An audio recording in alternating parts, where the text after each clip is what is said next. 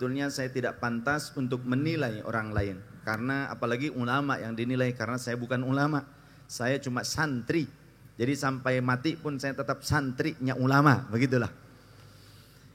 Bagaimana bisa menilai ulama? Ada sebuah kaidah yang dipakai oleh ulama menggunakan ayat Al-Quran.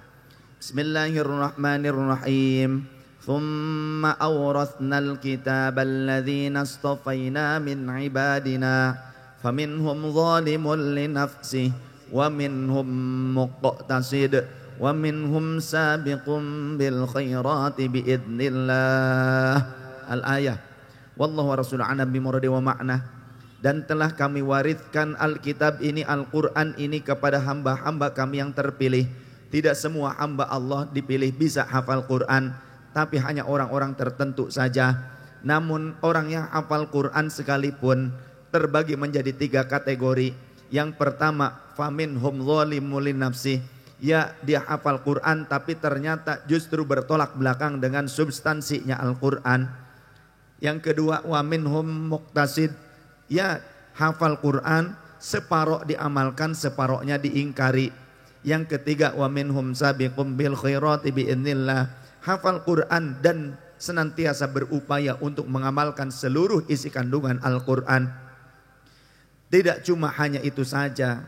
Lantas bagaimana ciri orang mengamalkan Al-Quran? Tentu dia akan berakhlak mulia. Dia akan berakhlak yang baik. Karena itulah tuntunan agama.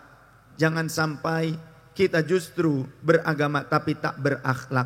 Karena kata baginda Rasul, al-adab fauqal ilmi. Adab itu di atas ilmu. Walaupun kita banyak ilmu tapi tidak beradab, maka tidak menunjukkan orang yang berkah ilmunya. Kalau orang yang berkah ilmunya, dia akan mengamalkan ilmunya, dan isi kandungan ilmu Quran diantaranya adalah akhlak. Maka Rasulullah yang membawa Quran pun, wa innaka la'ala khuluqin azim.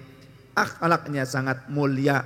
Karena apa? Dengan ilmu tujuannya untuk lebih mawas diri dan rendah hati. Jangan dengan ilmu justru menjadikan kita lebih sombong. Maka harusnya dengan ilmu kita harus lebih tawadhu. Orang yang benar alim, ketika dia menjadi alim, maka dia akan semakin tawadhu. Man tawadhu'a lillah rufi'a. Siapa orang yang tawadhu karena Allah, maka akan diangkat derajatnya. Apa tawadhu? Apakah tara mawa duit? Bukan, tawadhu itu bukan tara mawa duit, tapi rendah hati. Ketika semakin luas ilmunya, tidak semakin sombong.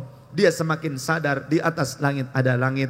Semakin ilmu dipelajari, dia akan semakin merasa kurang dan kurang. Karena ternyata masih banyak yang perlu kupelajari, masih banyak yang belum kuketahui. Orang kalau terus belajar, dia akan menjadi alim dan menjadi orang yang bijaksana, bijaksono, bijaksini. Tapi kalau orang ilmunya sedikit, akan sangat mudah menyalah-nyalahkan orang lain. Maka perlu tabahur, menyegara seperti samudra ilmu itu. Jangan sampai menjadi orang yang diistilahkan air beriak tanda tak dalam. Air beriak tanda itu tidak dalam, dangkal. Tapi kalau air yang dalam itu walaupun tenang tapi menghanyutkan, diam-diam menghanyutkan. Cie, begitu. Lihat, kalau memang kita ingin menilai, maka kita juga harus alim. Bagaimana ya? Terus belajar. Dan belajarnya harus dari sumbernya. Dari mana? Dari orang yang punya sanad ilmu yang bersambung hingga Rasulullah sallallahu alaihi wasallam. Karena tanpa sanad ilmu, mungkin ayat Qur'annya tidak berubah, hadisnya tidak berubah, tapi memahami konteks dalil, memahami isinya, substansinya bisa saja berubah. Sebagaimana Imam Abdullah ibnul Mubarak, murid Imam Malik, dinukil perkataannya oleh Imam An-Nawawi di dalam syarah Sahih Muslim, ada 9 jilid. Ada kalimat Al-Imam Abdullah ibnul Mubarak, al-isnanu minad din. Sanad ilmu merupakan bagian daripada agama, harus diperhatikan. Falaulal isnad fasya'a man qala ma sya'a.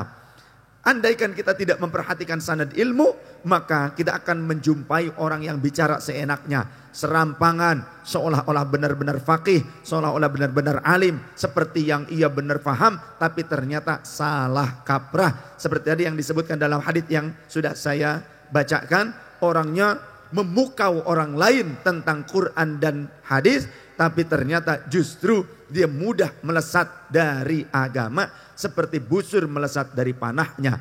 Bahkan ketika orang tersebut walaupun hebat di hadapan orang lain, dia datang kepada saudara-saudara muslimnya melemparkan tuduhan syirik. Ditanya oleh sahabat Rasulullah, ditanya, siapa yang lebih pantas disebut syirik ya Rasulullah? Al-murma awir rami, yang dituduh apa yang menuduh, sedangkan yang menuduh itu hafal Quran, pandai bahasa Qurannya, pandai bahasa-bahasa haditsnya.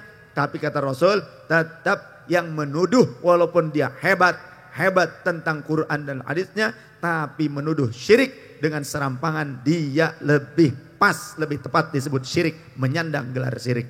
Maka tidak bisa kita hanya melihat dari bagaimana gaya bahasa seseorang. Karena kata baginda Rasul, saya TV akhir zaman qalilul ulama kathirul khutbah. Nanti di akhir zaman ulama semakin sedikit, tapi orang-orang pandai bicara, pidato, tausiah, khutbah akan sangat banyak. Bedakan antara ulama dengan khutbah, dengan orang yang pandai khutbah, pandai pidato, pandai ceramah. Ulama itu bukan hanya berbicara, tapi mengamalkan ilmunya dan bisa membimbing umat untuk menjadi lebih baik, berakhlak mulia, beradab di antara sesama. Kalau ada orang pintar ngomong bahasa Quran dan hadis, tapi justru kalimatnya, tabligh akbarnya memprovokasi umat untuk bertikai, apalagi memprovokasi umat supaya berpikiran khawarij, supaya bersikap seperti bughot pemberontak, maka jangan ikuti mereka.